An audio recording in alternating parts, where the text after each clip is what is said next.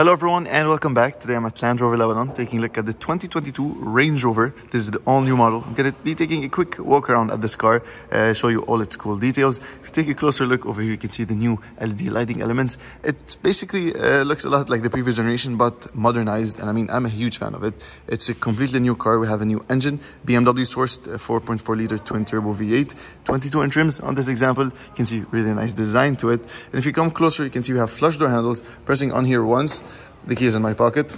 You're gonna see how it's gonna open up. Really nice red interior. Take a look at that. I'm gonna jump inside, show you all its cool details later on, but I mean, completing our walk around towards the back.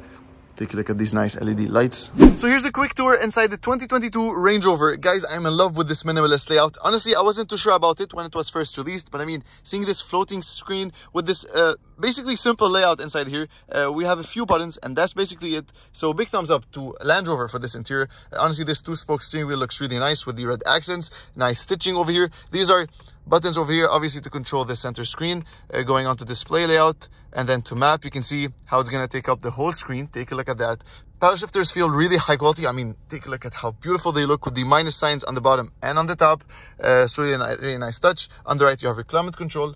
On the right, you have your cruise control stuff. A door handle, by the way, is really cool. I mean, take a look, it's massive, feels really high quality. You have your seat commands over here on the door, and again, this new updated instrument panel. I love this design. Really nice touch with the stitching over here at the top. We have a Meridian and sound system. You can see the speakers are even over here on the side. Let me just zoom in so you guys can see that better. And then going on to the center screen, I'll have to comment, this is one of the best infotainment systems I've ever used inside this car. I mean, they've improved massively over the previous generation. It has haptic feedback, so simply pressing lightly won't do much. You simply have to press harder. It has a nice, vibration under your hand. A really nice touch. Going on to navigation, for example, you can see how it takes up the whole screen. Very high quality. So, I mean, it's so good. You can see the navigation over here on the side is really nice too. Going to different menus, you can see we have navigation, seats, climate, cameras. We're going to cover that in a second. Valet mode, eco, dynamic eye that we saw on the Range Rover Sport previously. You can see the G meter, lap times if you want to do that in your full-size Range Rover.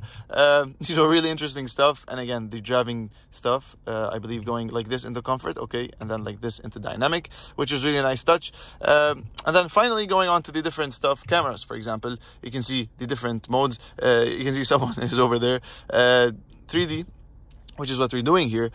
Switching on to the rear view, for example. Let me just do that in a second. There we go. So you can see how it's gonna rotate around the car. You can obviously choose the angle you want. So for example, this angle, how beautiful does it look? It's very accurate, honestly, sitting inside the showroom, and you can choose whatever angle you want, from the back, from the side, from the front. So yeah, really nice technology inside this car. We have park assist, obviously. We won't be using it right now, but I mean, you can choose what you want to do. Camel lighting, let's check this out. All right, so we have it in dynamic red. I mean, look at this interface. It looks so good. Going on to ocean blue, for example. I'm not too sure how much we're gonna see that. It's not very apparent, that's for sure. But you can see down, yep, there we go, and under the door. So yeah, you can see that here. My color, what's my color? Customize, I can choose my own color. Okay, that's pretty nice. All right, so I'm just playing around with this. You get the point. Over here, you can see your climate control stuff. Very high quality again. If you pull towards you, you're gonna change the fan speed. Put it in 1, and the clicking sound. Listen to that. We don't want max AC, so I mean, really high quality, really solid stuff over here. Opening this up, you can see we have wireless phone charging with a small cubby space. Gear selector has this nice suede accent, I think. I'm not too sure what this material is, but I mean, feels really nice. This is how you use it. You simply press behind. You have this slight clicking thing over here. So this is drive. Obviously, I think pop it into, there we go. So this is sport. And then I believe, so yeah, reverse. I'm still getting used to it. It's not very intuitive, maybe. I don't know. I'm just slightly getting used to it, putting it back into park. Volume now feels really high quality, honestly. The clicking sound. This is your usual drive mode selector that we used to see on Land Rover products. Simply scroll through here. Hill descent control with a low range on this four-wheel drive vehicle. We have a center and rear differential locks. 2 cup holders with another hidden cubby space. And it's pretty deep, honestly. We have USB-C and USB-A ports. Opening this up, you can see we have a cooler, and you can see how it's gonna light up when you press on here. And then finally opening up the glove box. This is the top glove box, and then the bottom one over here. So basic Range Rover stuff. And I mean, take a look at that. I mean, what a cabin. Honestly, I'm really impressed. We do have a backup rear view camera, which is really cool. These are touch sensitive stuff. Am I missing any details? I'm not really sure. Let me just put it back here.